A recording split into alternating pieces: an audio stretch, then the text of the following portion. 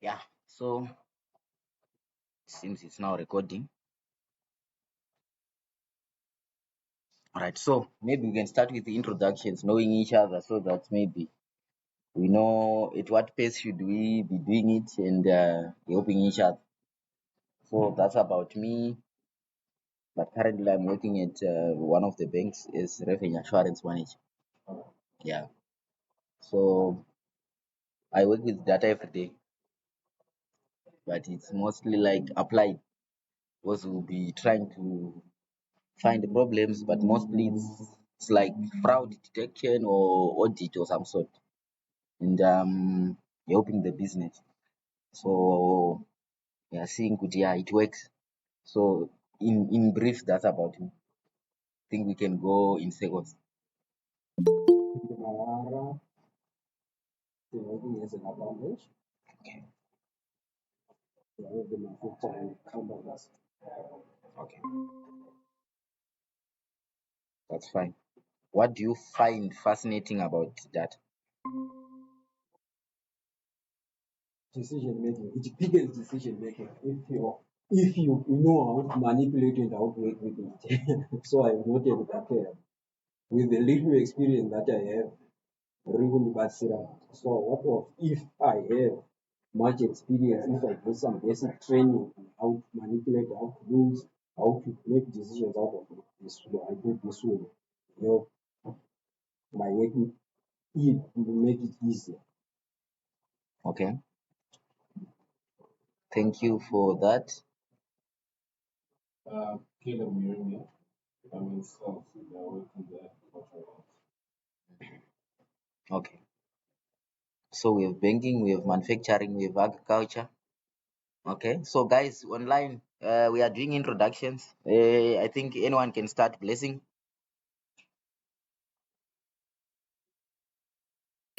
Okay. Hi everyone. I am Blessing Chinyati. Currently working on TM Pick and Pay Zimbabwe as a systems analyst. Thank you. Yeah, so that's FMCG. They are in retail. Okay, I think we can go. I go forward. Matthew, is there any Matthew or be definite?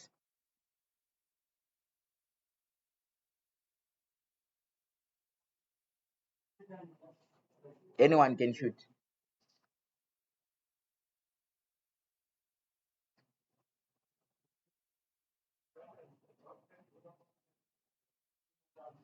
Hello, they are not with us at the moment. I think we can proceed. So, what this is what we are going to cover in this course. So we are going to start with Excel, SQL, Power BI, and Python in that order. Yeah. So for any data analysis role or for any data analysis work, basically these are the tools that are mostly used. But you understand that in most companies, Excel is the master of all of them. So you see, Kuti, for everything that you'd want to do, Excel is integral part of everything. The data that you receive will come in spreadsheet. You know maybe where to take it, but firstly to be in Excel. Either Excel in its different formats, either it will be CSV, it will be macro enabled workbooks, or it will be text, but it passes through Excel. But the thing with Excel is it's underrated, but it has a lot of functionalities. And with the help of tools like Power Query, now yes, Power Query these days, there's also macros, there's VBA, and there are other modeling capabilities that are there. So you see that if you master those, you become unstoppable. But one trick is never tell anyone that you are good in Excel. Why? Okay. Why? uh, every problem that they face, it will be on your desk. That's why we're here. Yeah. I never tell anyone. I can tell you. Even non-Excel related problems, they will think you can solve them. Using Excel. Yeah. Yeah. So we try to cover some real world data analysis workflows, business and technical applications. Then the outcomes: build some dashboards, write some queries, automate, and perform some data analysis with Python. We are not going to deep dive into Python modeling. Yeah, there's a 4-year degree for Python and machine learning and stuff. But we try to cover the few basics that can get one rolling, especially on analysis. So you see that these tools have different capabilities. For example, Excel has limited number of records that it can carry. I think it's around 1,040,000 or something. So if you exceed that, Excel won't be able to contain those numbers. So that's when the other tools will come in, right? So Excel can work as a spreadsheet, can work also as a database. SQL, it's a database as well as the server. There's a SQL server, then the SQL Server Management Studio. Then there's SQL, which stands for Standard Query Language. So we use it to manipulate data. So it's the language of all databases. So you understand, maybe in manufacturing where you are, maybe you may use Oracle, or I don't know the database that you use there. Yeah, you use Pastel. Then Power BI is mainly for visuals. So for yourself, you want to track some KPIs, some metrics, you can just build your visual and refresh. You don't need to be doing it every day. Once you build, you'll be maintaining, doing some additions, so you have your visual. Then Python, it does what these other tools does, but it has the capability of building machine learning models. It's also the backbone of AI. Yeah, because all AI models mostly they are built on Python. Yeah. So maybe before we dive into the details of it, we may need to cover some basics to say what are we really doing. Yeah, to bring everyone to speed. So if one will ask, we are doing data analysis, but what is that? So that's the definition. So it is a collection of facts, figures, and statistics used for reference or analytics. It may be quantitative, numerical, or qualitative, descriptive. So you understand, maybe a dissertation or something. It's either we're doing qualitative analysis or quantitative. On qualitative, we were analyzing maybe textual data. So you understand, maybe those data in cells. Nowadays, there is the issue of natural language processing, right? Where, for example, your company deploys an advert online. For example, let's take Econet, for example.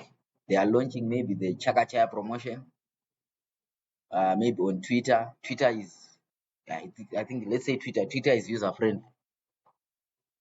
So customers are giving their comments, they are giving their reviews, etc. That's not numeric data, it's textual data, and we need to get some insights from it. So if we are doing it the manual way, we'll be going analyzing message by message.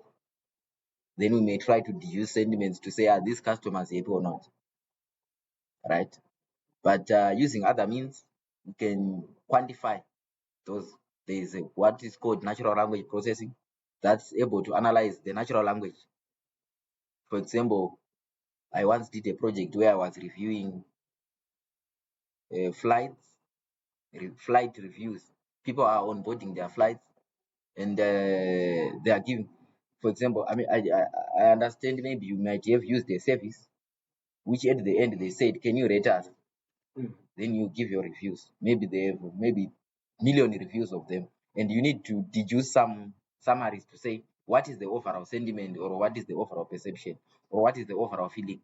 You can achieve that using natural language processing. Yeah. And you can do competitor analysis as well. If there are other products that have been reviewed, you can do that.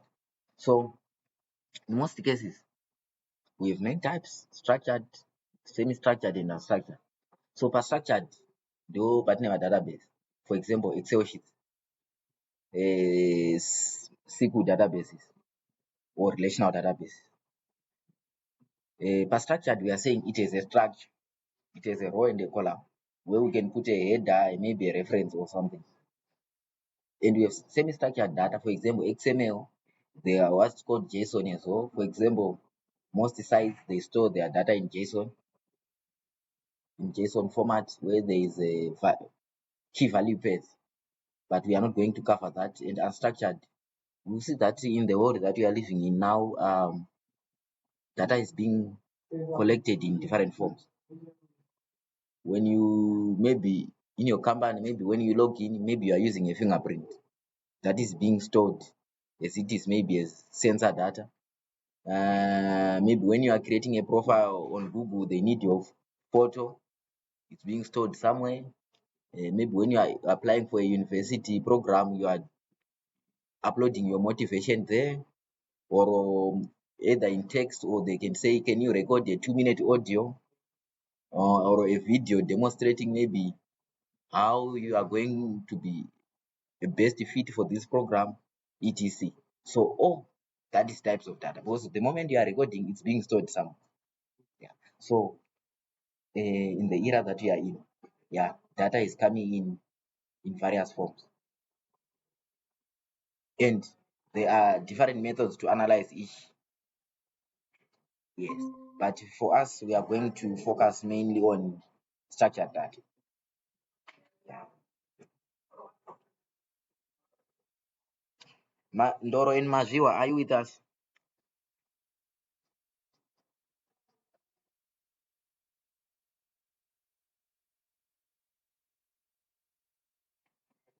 If you are facing any challenges, please, you can drop me a message on WhatsApp. So that's it. So you see, on unstructured data, I think that's where most companies may be losing it, but it needs sophisticated infrastructure to store and also ways to analyze. For example, let's say it's a supermarket.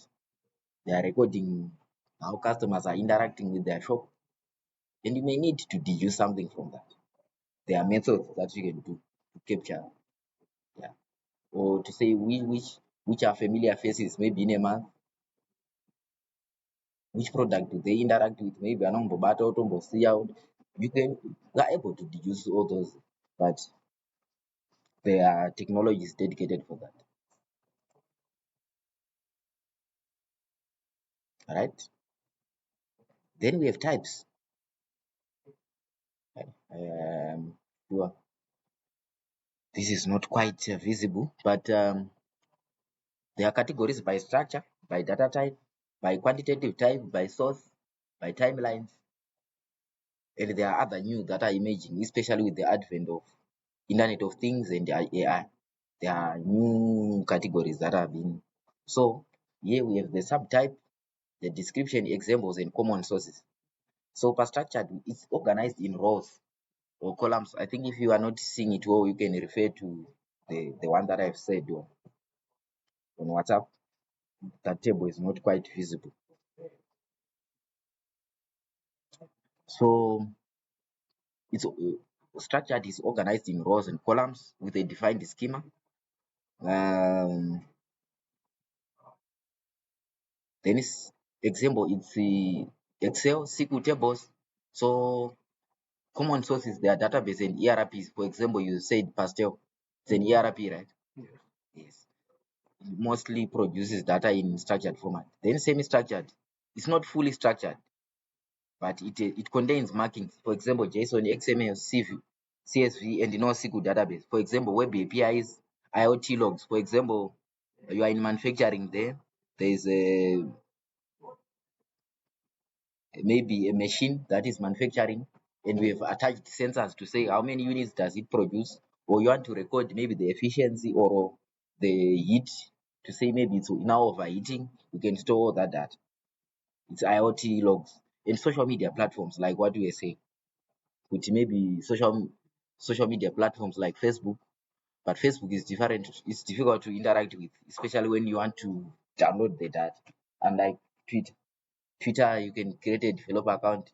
Unfortunately, of late, when Elon Musk acquired that, you need to pay $200 if you want to do development work.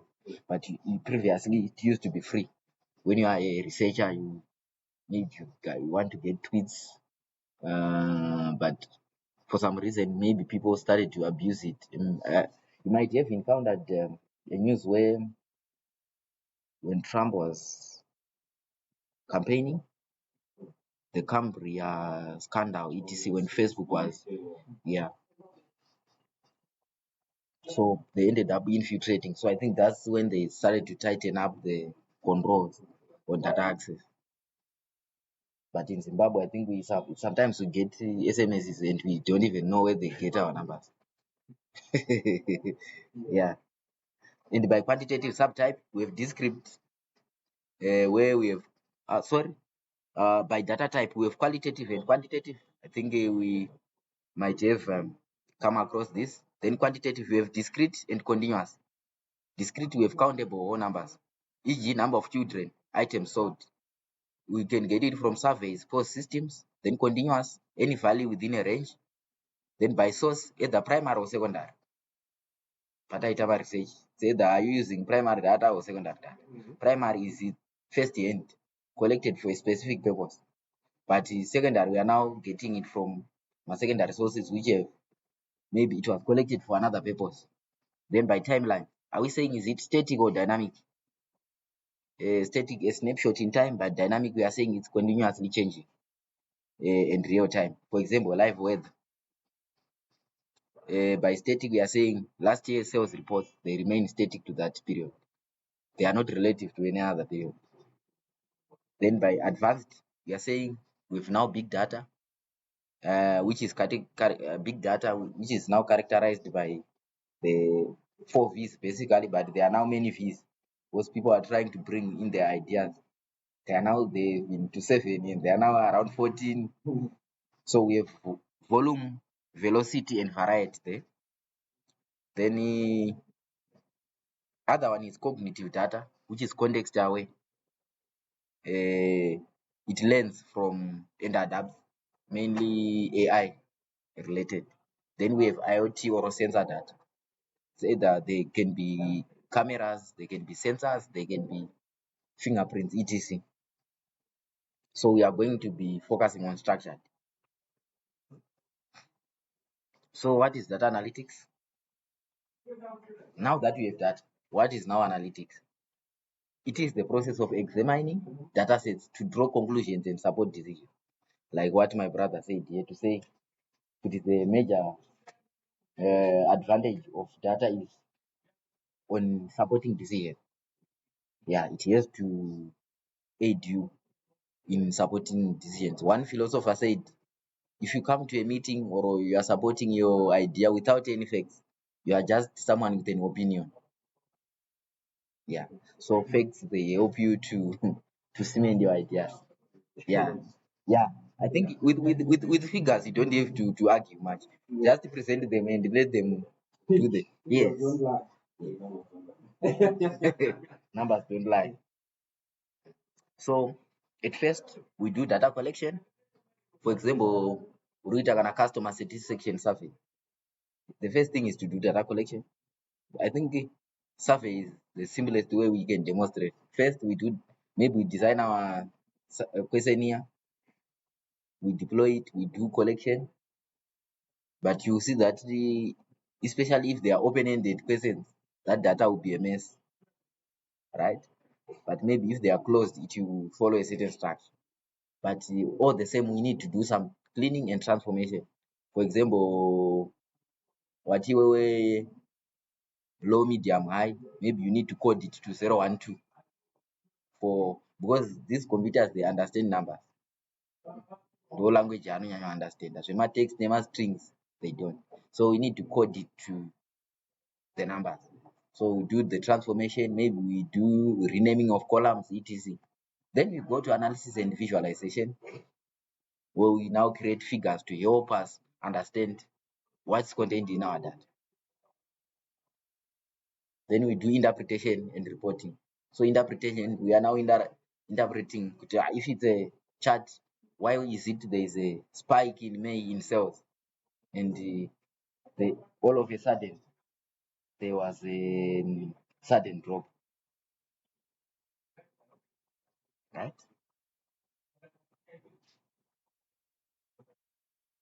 So types of analytics that we have descriptive. So these types, they fit into what we call a data analytics maturity pipeline. So in first, before we do anything, we have collected our data. Maybe you are analyzing maybe sales over time. What we have descriptive, we are describing pataita kana geograph from 4 times describe the scene on the photograph. You are just stating what you are seeing. So we are just describing what happened. So we can use Excel, SQL, Power BI, for example, monthly sales summary, right? Diagnostic. Why did it happen? We are now want to probe further to say why is it we have that decline and we have that maybe stability. Maybe we want to identify sales drop, root cause analysis, then predictive, given the past or the now, the past and the now, what is it likely to be in the future? Sata our machine learning models, for example, given the rate at which our customers are buying now, what is the likelihood of customer churning from the company, right? Then prescriptive.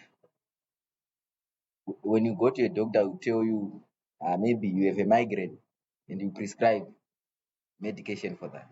So we now prescribe business some recommendations to say, given what happened, what should we do? Maybe we now optimize, we change our pricing strategy. For example, we'd see maybe in tourism, their prices are different. Maybe with the time, to say maybe off peak, if you go on weekend, maybe the price will drop or they will be higher. If you go during midweek, so depending on what's there, on what is your data saying. Maybe on prescriptive, maybe it could be sensitivity analysis. Say if we increase our price by $1, what is the likelihood on the customers that are buying? Are they going to decrease or increase? Takutoenzana maconcept economics ataita price elasticity, but never mind about that. So cognitive, we learn and adapt. So apa takuinza machine learning manja and AI, chatbots, fraud detection. Yeah. So this is the analytics life cycle. One is business problem definition. Sales are dropping. That's the problem, right? We go to data collection. It's either we go to our legacy data system, we collect all the sales records, maybe for the past 5 years, or we can do a customer satisfaction survey, right? We collect data, or we use previous sales record, depending on the nature of the problem. Then third, we go to data cleaning and transformation, right? Four, we go to exploratory data analysis. Exploratory, we now understand the nuances or the patterns in the data. We are not doing a deep analysis. We are doing summaries. For example, we can do summaries, mean, mode, median, right? To understand the ranges, we can just plot a few graphs to see if we have any outliers. For example, the box and whisker. For those who at some time did mathematics, there's what we call the box and whisker, or we can plot what we call scatter plots to see the trend. Then Optionally, we can do modeling. It's either machine learning and Python. Then we go to result presentation. Then we go to visualization and reporting. So that's the cycle. But you may see that there may be other issues. It's not a straight line. It's iterative. You may have you may be at a data cleaning and transformation. Maybe you are using a database or legacy system. You see, and maybe the fields that you have said you want, they are not enough to answer your problem. You can then go back to data collection. Yeah. So it's not a straight line. It's iterative process. Maybe you are at results presentation and visualization. One of no, these results are not making sense. Maybe, yeah, you can go back and refine. So it's an iterative process. So these are the methods: descriptive statistics, mean, mode, median, standard deviation, then data mining, clustering and association rules.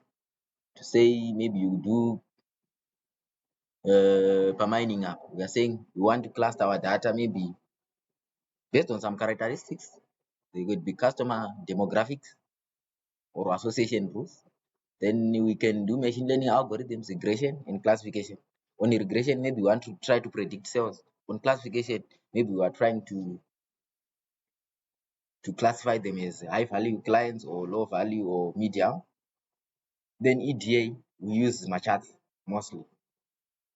Histograms, box plots, correlations to see maybe you are doing a root cause analysis to say which factors are contributing maybe to the increase in sales or customer churning out of the company. Then on visualizations, we use charts and dashboards. The difference between charts and dashboards is a dashboard is a combination of many charts, right, in one screen. Yeah. So use cases of analytics, credit scoring, those that are in banking and finance. Then in FMCG or retail, basket analysis, demand forecasting. In healthcare, patient risk profiling, HR, attrition prediction. Public sector, NGO, planning, police planning, tax collection, monitoring and evaluation. So those are the use cases. The maturity pipeline, most companies, they go through this pipeline, but you see that most companies in Zimbabwe, they are either at 1 or 2. When a few are they on predictive and prescriptive. The systems, they don't have that much capability. We said we start with descriptive, diagnostic, predictive, prescriptive, and cognitive. But in some areas or companies, they now have intelligent systems that can even learn based on the experience. Because on machine learning, we are saying we are mimicking the human mind. We learn from our mistakes and we learn from that. And when we were at school, we could spend a term, 3 months learning, then exam. We could apply what we have learned. So that's what machine learning does. Even if the teacher changes the numbers to say there was 10 and there was 11, we should be able to apply. Yes. So that's what predictive and prescriptive does. But mostly our systems, they can describe and diagnose. But on prescribing and predicting, yeah, we are not yet there. So descriptive and diagnostic, it's hindsight. We are dealing with the past.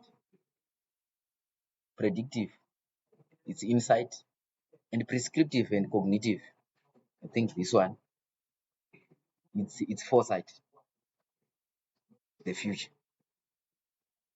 So this one, it's not much of an issue, but I just tried to summarize the main jobs that are found in this area. But you see that many jobs, it's like they've been stigmatized. These skills, they are synonymous with any job. You need to make insights from the data that you have. So you see, maybe if it's a finance role, they will say we need someone with a analytical aptitude. And for some job descriptions or adverts that I've seen, they will say we need someone with an Excel and Power BI or Tableau or Python or some sort. So you see the skill. There's no a fine line to say who is doing what. So business analyst, this one they interact with the business and the technical guys. The requirements gathering, etc, visualizations, but they are not mostly into analysis. These people. Yeah. Then data analyst, yeah, these ones. You need to know those tools, right? So we do cleaning, exploratory data analysis, dashboard reporting, and statistical analysis. Then the data engineers. Ndovanoita kuti data rati kushandisa ringe rakachena. So you see that in a normal company, the data engineer will make sure that the data is correct and in the right place, ready to be used by the business analyst and data analyst. But in Zim, they need a full stack. One size fits all. Yes, the whole department in one person. Yeah. So you see that you will be doing all these things, and I've experienced it sometimes. So data scientist, I think that's a bit advanced. You will be doing modeling at Ajatara.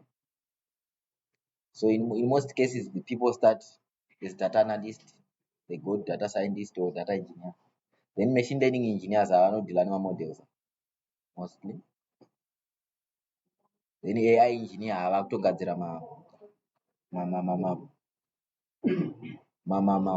tools anenge akutoita mimic the human brain.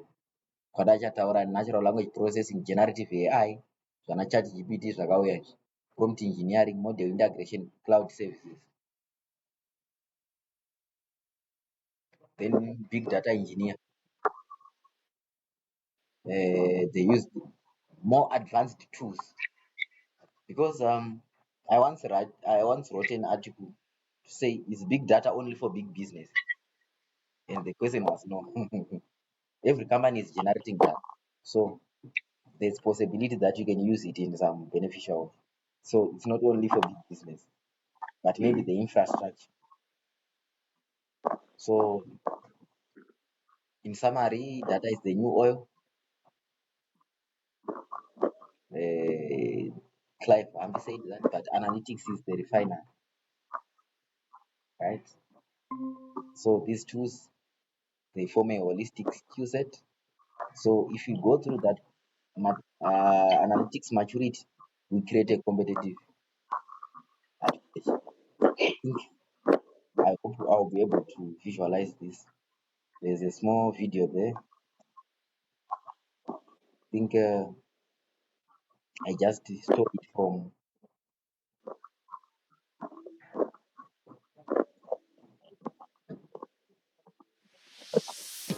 Introducing Nexford University's online Master of Science in Data Analytics. Stand out as a data-driven. I hope I'll be able to share the How are we doing today? just a tell story before we start. So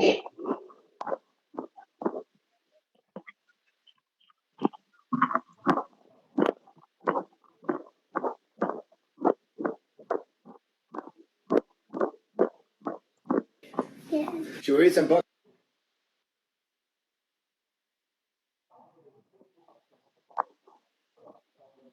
it's taking time to collect what's happening there.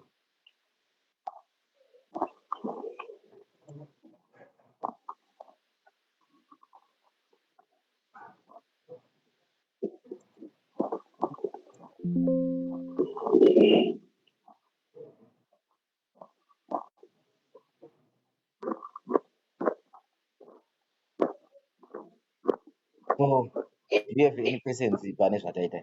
Tisataenda kuri. It's clear, right? Mm. Mm.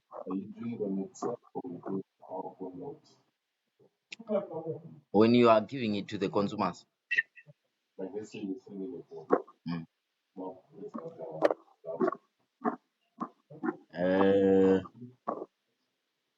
Yeah, anyway it works.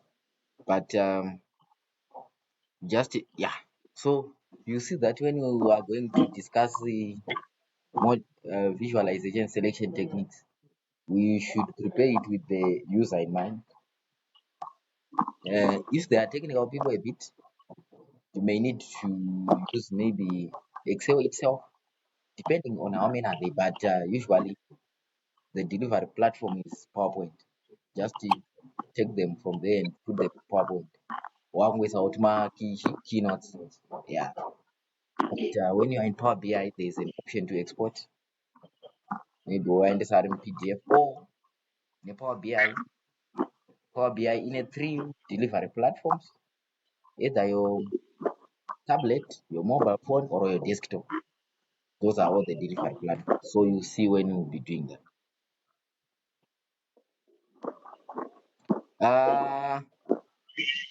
Ndoro, do you have any questions?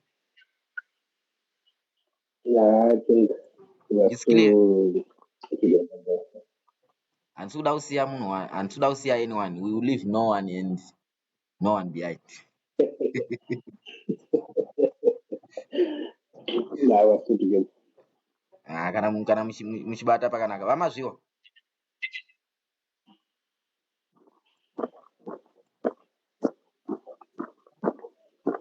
Titezera. Yeah, so far so good. Kana muchinzwisisa zvakanaka. Yes. Tinotenda. Chinyati, are we together here? Yes. Zvakanaka. Let's proceed. I'm following. I'm having a bit of network challenge, but I'm following. Itai zvibude. Let's just watch this one.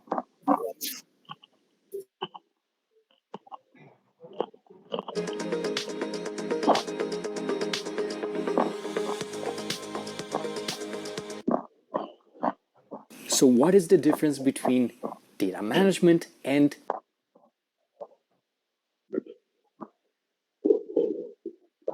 How are we doing today? Yes. Should we read some books? Yes. Could you read me a book about data governance, Pop Pop? Of course I can. How about The Little Red Data Hen?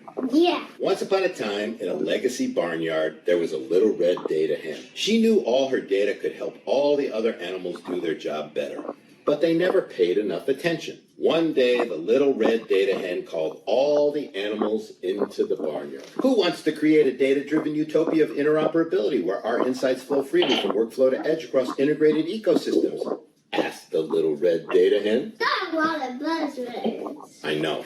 Who wants great data? Asked the little red data hen. I do. Mood, the sales cow. I need to cross-sell and upsell. I do.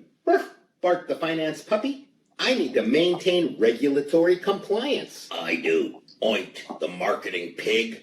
I need better targeting for our customer journey. But the little red data hen had a big problem. All our data is a mess, she said, and it's stuck in silos. And because she lived on a farm, those were real silos. What are silos? That's a place where people keep data separate from other data. Why? It's a problem everywhere. So they don't get mixed up? Yeah, so they don't get mixed up. I'm seeking stakeholder engagement, said the little red hen. Who will help me collect and catalog the data, she asked. Not I, mooed the sales cow. I need to focus on revenue. Not I, barked the finance puppy. I don't see the immediate ROI. Not I, oinked the marketing pig.